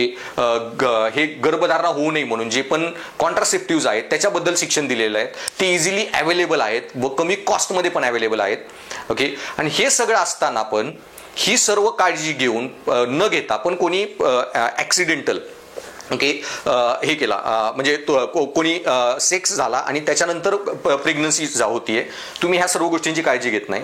आणि झाल्यानंतर पण तुम्हाला ऑप्शन आहे नेक्स्ट 24 तासात 72 तासामध्ये आयपिल्स वगैरे घेऊन ती प्रेग्नन्सी टर्मिनेट करण्याचा. त्याच्यामध्ये पण हलगर्जीपणा करताय, ते पण करत नाहीये. आणि त्याच्यानंतर मग आता पूर्ण गर्भ विकसित झाला, 4, 5, 6 महिन्याचा झाला, 2, 3 महिन्याचा झाला आणि तिथे येऊन तुम्ही म्हणू शकत नाही मग आता मला माझ्या शरीरावर अधिकार आहे आणि मला गर्भपात करण्याचा अधिकार द्या. कोर्टाने क्लिअरली सांगितलं तुम्हाला ऑलरेडी सर्व तुम्ही प्रिकॉशन घ्यायला पाहिजे होती, जी तुम्ही घेतली नाही. आणि आता मग जेव्हा गर्भपात झालेला आहे तुम्हाला तो अधिकार मिळणार आहे. आम्हाला गर्भाच्या अधिकारांची पण काळजी करायची आहे. तिथे एक जीव जात आहे, तुम्ही हा हलगर्जीपणा मग करायचा नव्हता सुरुवातीपासून. आणि त्याच्यामुळे त्यांच्या कोर्टाची जी तिथली जी सोशल कंडिशन आहे त्याच्यानुसार त्यांनी ही कायदा दिला. आणि त्याच्यामध्ये पण मग आता तुम्ही प्रेग्नन्सी कंप्लीट करा, बाळाला जन्म द्या आणि सोडून जावा हॉस्पिटलमध्ये तरी चालेल. त्या बाळाची पूर्ण टेक केअर करणे याची काळजी सरकारची आहे. बाळ त्या सरकारला सांभाळेल, तिथल्या ऑर्फनेजेस आहेत, ॲडॉप्शनला देईल. खूप भारी तिथल्या सिस्टीम्स डेव्हलप आहेत, इन्स्टिट्युशनल सिस्टीम ज्या आहेत त्यांच्या संस्था ज्या आहेत महिला बालकल्याण वगैरे त्या खूप चांगल्या डेव्हलप आहेत. त्या बाळाला जे ते काय त्याला म्हणतात टेक केअर जे घेतील त्याची खूप उच्च दर्जाची घेतात. आणि त्याच्यामुळे मग असं नाही होणार की बाळ सोडून ते निघून गेले तर त्या बाळाच्या आयुष्यात काही खूप त्रास होणार आहे किंवा बर्बाद होणार आहे ओके. पण लक्षात ठेवा की 18 वर्षाच्या खाली जर मुलगी असेल तर ॲबॉर्शन तिथंही अलाउड आहे. 18 वर्षांनंतर मॅरिड असो किंवा अनमॅरिड असो त्यांनी गर्भपात बंद केलेला आहे. तुम्ही अनमॅरिड असाल ओके आणि ही सर्व काळजी घेतली नाही आणि आता प्रेग्नन्सी झालेली आहे, जन्म द्या आणि ॲडॉप्शनला द्या चालेल ओके. त्याच प्रकारे पण मग इंडियानी ही बंदी का ठेवली कायम किंवा अलाव का गर्भपातावर बंदी का घातली नाही, गर्भपात अलाव का केला. आता याच्यामध्ये समजून घ्या की इंडियाची कंडिशनमध्ये इंडियाचा लॉ काय आहे तर इंडियाचा लॉ पण सेम आहे. 18 वर्षाच्या खाली गर्भपात करू शकता, 18 वर्षाच्या वरती किंवा खाली रेप झाला असेल तरी गर्भपात अलाउड आहे. फक्त 24th वीक नंतर तुम्हाला कोर्टाची परमिशन लागेल. आणि 18 वर्षाच्या नंतरही इंडियामध्ये अनमॅरिड असेल तर गर्भपात अलाउड आहे. मॅरिड असेल तर with permission of husband. Okay, कारण मॅरेजमध्ये दोघांची कन्सेंट गरजेची आहे. पण त्याच्यामध्ये पण लक्षात ठेवा की ह्या सर्व कंडिशनमध्ये 18 वर्षाच्या खाली असो वरती असो, मॅरिड असो अनमॅरिड असो, ओके, नॉर्मल कन्सेन्च्युअल सेक्समधून बाळ जन्माला आला असो किंवा रेप, ओके, 24th वीक नंतर टर्मिनेट करायचं असेल तर कायदा अलाउड नाही करत. ते फक्त हायकोर्ट सुप्रीम कोर्ट परमिशन देऊन करतील आणि सहसा देतात कंडिशन बघून. मग भारतीय सर्वोच्च न्यायालयाने काय याच्या कायद्याचं समर्थन केलं तर इंडियाची परिस्थिती खूप प्रॉब्लेमॅटिक आहे. पहिलं तर सेक्स एज्युकेशन व्यवस्थित नाहीये. ओके, त्याच्यानंतर ओके हे जे कॉन्ट्रासेप्टिव्ह वगैरे जे आहेत, ओके, त्यांचा ऍक्सेस इंडियामध्ये चांगला डेव्हलप नाहीये, त्याच्याबद्दलचं ज्ञान पण नाहीये. ओके, मे बी सिटीमध्ये ओके ते गोष्टी ऍक्सेसिबल आहेत मेडिकल शॉप्स वगैरेमध्ये. आणि त्याच्यामध्ये पण लक्षात ठेवा, एक इकॉनॉमिक सर्व्हे 2018 मध्ये एक रिपोर्ट त्यांनी दिलेला की इंडियामध्ये किती हे कॉन्ट्रासेप्टिव्हचा यूज किती होतो वगैरे त्याच्या संदर्भात. तर त्यांनी कपल जे लग्न झाले त्यांचा सर्व्हे केला आणि त्यांनी सांगितलं की इंडियामधले 47% कपल, 47% जे कपल्स आहेत ना ते हे काय त्याला म्हणतात कॉन्ट्रासेप्टिव्हचा यूजच करत नाहीत. ओके, कुठल्याही प्रकारचे, मग ते कॉन्डोम्स असो, आयपील्स असो किंवा ते रिव्हर्सिबल वाले कॉपरेटिव वगैरे. आणि त्याच्यानंतर राहिले 53% जे कपल्स आहेत ते यूज करतात, त्या 53% मध्ये पण त्यांनी सांगितलं 1/3 हे रिव्हर्सिबल कॉन्ट्रासेप्टिव्ह वापरतात, 2/3 नॉन रिव्हर्सिबल. नॉन रिव्हर्सिबल म्हणजे ते कॉन्डोम्स किंवा आयपील्स वगैरे. रिव्हर्सिबल म्हणजे कॉपरेटिव्ह वगैरे बरेच इंट्रा युटेराईन डिव्हाइसेस ज्याला म्हणतात, की त्याच्यामध्ये मग महिला ऑपरेशन करून त्याच्या पोटामध्ये एखादा ते कॉन्ट्रासेप्टिव्ह वगैरे टाकलं जातं किंवा केमिकल इंजेक्शन्स वगैरे पण जे असतात की त्याच्यामुळे पुढचे 3-4 वर्ष अनप्रोटेक्टेड जरी सेक्स केला तरी प्रेग्नन्सी होणार नाही. आणि जेव्हा वाटते कपलला की आता आपल्याला बाळ हवं, ते ऑपरेशन रिव्हर्स करू शकतात आणि ऑपरेशन रिव्हर्स केलं की ओके प्रेग्नन्सी होऊ शकते. ओके, हे त्याला म्हणतात रिव्हर्सिबल. इंडियामध्ये 800 कपल जे आहेत जे रिव्हर्सिबल वापरतात ते जस्ट एक 20-25% आहे टोटल 100 मधले. तो 50% आसपास कुठलंच कॉन्ट्रासेप्टिव्ह वापरत नाहीत. राहिलेल्या ह्याच्यामध्ये जवळपास एक 31% वन टाइम आणि 20% जे आहेत ना ते रिव्हर्सिबल वाले. आता हे वन टाइम आणि रिव्हर्सिबल मध्ये का डिबेट आहे, काय इश्यू आहे ते सांगतो तुम्हाला. की इकॉनॉमिक सर्व्हेचं म्हणणं काय होतं की हे जे 70% महिला आहेत ना, 50% जे कपल यूजच करत नाहीत आणि 30% ओके की जे वन टाइम वाले यूज करतात, हे दोन्ही मिळून नंबर होतो 80% पकडून झाला. ह्या 80% महिलांमध्ये ओके रिप्रोडक्टिव्ह राईट्स, प्रजननाचे जे अधिकार आहेत ना ते त्यांच्या हातात नाही आहेत. का? कारण 50% महिलांमध्ये जेव्हा तुम्ही काहीच कॉन्ट्रासेप्टिव्ह वापरत नाहीये, कधी पण जेव्हा फिजिकल रिलेशन येणार आहे, ओके बाळ जन्माला येणारच आहे, त्याच्यामुळे कधी प्रेग्नंट व्हावं, कधी मला बाळ पाहिजे वगैरे, मानसिकदृष्ट्या शारीरिकदृष्ट्या तिची तयारी आहे का, ओके ऑलरेडी 2-3 बाळ आहेत तर मग नवीन पाहिजे का नको, ह्याच्यामध्ये महिलांना काय हेच नाहीये, सेच नाहीये. कारण जर 50% वापरतच नाहीत कुठलं कॉन्ट्रासेप्टिव्ह, फिजिकल रिलेशन आलं बाळ जन्माला येणार. 30% जे वापरतायत ओके त्याच्यामध्ये पण जे कॉन्ट्रासेप्टिव्ह ते मेल कंट्रोल्ड आहेत असं सरकारला म्हणायचं आहे. कारण कॉन्डोम वगैरे हे मेल वापरणार आहे, जेव्हा त्यांनी वापरायचं बंद केलं प्रेग्नन्सी होणार. आणि ओके त्याच्यामध्ये पण जे आयपील्स वगैरे त्याच्यामध्ये पण गावाकडे एवढी हे नाहीये महिलांना फ्रीडम, स्वातंत्र्य, लिबर्टी वगैरे, की एखादी महिला मेडिकलमध्ये जाऊन दुसऱ्या दिवशी टॅबलेट्स विकत घेईल. खूप रिझर्व्ड कल्चर आहे गावाकडचं, कॉन्झर्वेटिव्ह कल्चर आहे. मग त्याच्यामध्ये मग पुरुषांनीच मेडिकलमध्ये जाऊन गोळ्या आणून दिल्या ओके तर ती महिला वापरू शकते. मग त्याच्यामुळे मग त्या महिलांमध्ये पण ओके जरी फिजिकल जो रिलेशन झालं जरी असेल तरी मग बाळ जन्माला यावं न यावं त्यांच्या हातात नाहीये. सो त्यांचं म्हणणे की 75-80% महिलांच्या इंडियातल्या महिलांमध्ये हे प्रजननाचे हक्क हे त्यांच्या कंट्रोलमध्ये नाहीये. आणि 20% महिला जिथं रिव्हर्सिबल कॉन्ट्रासेप्टिव्ह यूज होत आहेत, ह्या कंडिशनमध्ये मग तुम्हाला ऑपरेशन रिव्हर्स करायचं आहे, म्हणजे हा पूर्ण विचार करून कपल दवाखान्यात जाऊन ऑपरेशन रिव्हर्स करणार, मग फॅमिली प्लॅनिंग करणार. ओके त्यांच्याकडं हे अधिकार त्यांच्या हातात आहेत. ओके मग त्याच्यामुळे मग अशी जर ऍक्सिडेंटल प्रेग्नन्सी जे अमेरिका युरोपमध्ये खूप कमी होतात, तिथं लैंगिक शिक्षण आहे, कॉन्ट्रासेप्टिव्ह खूप इझिली ऍक्सेसिबल आहेत, कल्चर कॉन्झर्वेटिव्ह नाहीये, इंडियाची कंडिशन वेगळी आहे आणि त्याच्यामुळे मग गर्भपात अलाव करणं गरजेचं आहे. त्याच्यानंतर दुसरा मेजर इश्यू जो इंडियामध्ये आहे की इंडियामध्ये ॲज ऑफ नाव आपण जेव्हा बोलतोय 2024-25 टाइम पिरियडमध्ये इंडियामध्ये आज जेवढी लग्न होतात ना त्याच्यातली 1/3 मॅरेजेस हे बालविवाह आहेत. 1/3 सांगतोय इंडिया जेवढी लग्न होत आहेत त्याचे 33%. खूप मोठा नंबर आहे हा. आणि गव्हर्नमेंट म्हणते 2030 पर्यंत सगळे बालविवाह बंद करायचे आहे, पण नाही होऊ शकत आत्ताचा जेवढा रेट आहे त्याच्यानुसार, पण ती सेपरेट चर्चा आहे. आणि मग जर ऑलरेडी 33% मॅरेजेसमध्ये ज्या मुली अडकलेल्या आहेत, ज्या स्वतः 14-15 वर्षाची, ती स्वतःच लहान बाळ आहे, ओके, ऑलरेडी तिचं बालविवाह म्हणून लग्न झालं, आणि ज्या फॅमिलीमध्ये हे बालविवाह वगैरे होत आहेत त्यांच्यामध्ये थोडीच मग एवढं एज्युकेशन आहे की त्यांना हे सेक्स एज्युकेशन, कॉन्ट्रासेप्टिव्ह या सगळ्या गोष्टी माहिती आहेत? ऑब्व्हियसली नाही. मग ह्या केसेसमध्येच मॅक्झिमम वेळा मग ती 14-15 वर्षाची असतानाच मग प्रेग्नन्सी होणार. ती प्रेग्नन्सी झाली, ओके, त्याच्यानंतर ऑब्व्हियसली जर ज्या फॅमिलीमध्ये बालविवाह केला जातोय त्यांच्याकडे एवढे एज्युकेशनल अवेअरनेस नसणार आहे की बाबा एक बाळ झाले तर मग 4-5 वर्षाचा गॅप घ्यावा, लगेच दुसरी प्रेग्नन्सी, ऑलरेडी ती स्वतः बाळ आणि आता 1-2 बाळ सांभाळा, मानसिकदृष्ट्या शारीरिकदृष्ट्या हे खूप प्रॉब्लेमॅटिक आहे, ओके. आणि त्याच्यामुळे मग अशा केसमध्ये गर्भपाताचा अधिकार देणं गरजेचं आहे असं जे सरकारचं म्हणणं आहे. पण समजून घ्या, कायदा खूप कॉम्प्लिकेटेड आहे, गोष्टी खूप कॉम्प्लिकेटेड असतात. का? नीतीशास्त्राचा पेपर आहे सिलेबसमध्ये, गोष्टी एवढ्या ब्लॅक अँड व्हाईट नसतात. आता इश्यू आहे ना की इंडियामध्ये पॉक्सकोचा लॉ आहे, protection of children from sexual offences act, okay, की लहान मुलांना जे लैंगिक छळ किंवा त्यांचं लैंगिक शोषण होईल त्याच्यापासून रक्षा करण्यासाठी. आणि त्या कायद्यामध्ये क्लिअर कट लॉ आहे की 18 वर्षाच्या खाली, ओके, जर कुठलीही दवाखान्यामध्ये मुलगी आली प्रेग्नंट वगैरे असेल तर ती केस डायरेक्टली रिपोर्ट करायची पोलिसांना, कारण त्या केसमध्ये क्लिअर कायद्याचं उल्लंघन आहे. आणि त्यावेळी मग कोणी बालविवाह जरी झाला असेल आणि ती प्रेग्नंट असेल आणि दवाखान्यात आली, पोलिसांना ते रिपोर्ट करणं भाग आहे. आणि मग ते रिपोर्ट केलं तर मग दुसरा इश्यू होतो, त्या फॅमिलीवर केस होणे, बालविवाहाची वगैरे, हे कॉम्प्लिकेशन होतात. मग बऱ्याच वेळा मग हे असे मग ठिकाणी जरी गर्भपात त्यांना करायचा असेल इन केस, तर मग ते जातात, ओके, कुठल्या तरी क्वॅककडं वगैरे. मग त्याच्यामुळे कायद्यामध्ये ह्या गोष्टी हँडल करणं खूप कॉम्प्लिकेटेड असतं. त्याच्यामुळेच केस स्टडी येतात की प्रत्येक केस युनिक असते, त्या केसमध्ये तुम्ही काय निर्णय घ्याल. सो वॉट एव्हर, ती वेगळी गोष्ट आहे. आणि त्याच्यानंतर, ओके, बलात्कार वगैरेच्या केसेसमध्ये तर भारतामध्ये पण अलाउड आहे, मी आधी सांगितलं.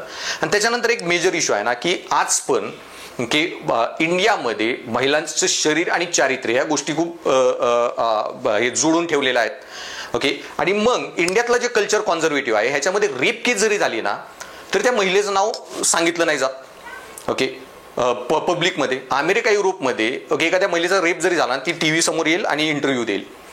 पण इंडियामध्ये तिचाच रेप होऊन तिचीच आयडेंटिटी लपवावी लागते. का? कारण बाबा उद्या ही तिचं नाव बाहेर आलं, हिचं पुढं आयुष्यात कसं होणार, लग्न कसं होणार, काय कसं होणार.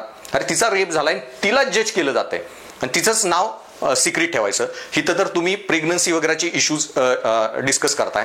मग 17-18 वर्षाची मुलगी जर बाय चान्स ऍक्सिडेंटली प्रेग्नंट झाली आणि उद्या जर हे समाजामध्ये गोष्ट पसरली, ओके, त्याच्यामध्ये मग तो जो टॅबू इश्यू होणार, तिचं लग्न वगैरे सगळेच कॉम्प्लिकेशन्स पुढे, ओके. इव्हन 18 नंतर पण अनमॅरिड असेल आणि प्रेग्नन्सी वगैरे झाली, तिचं पूर्ण आयुष्य बर्बाद होईल जर हा गर्भपाताचा अधिकार दिला नाही तर. इंडियाचं कल्चर खूप हे कॉम्प्लिकेटेड आहे.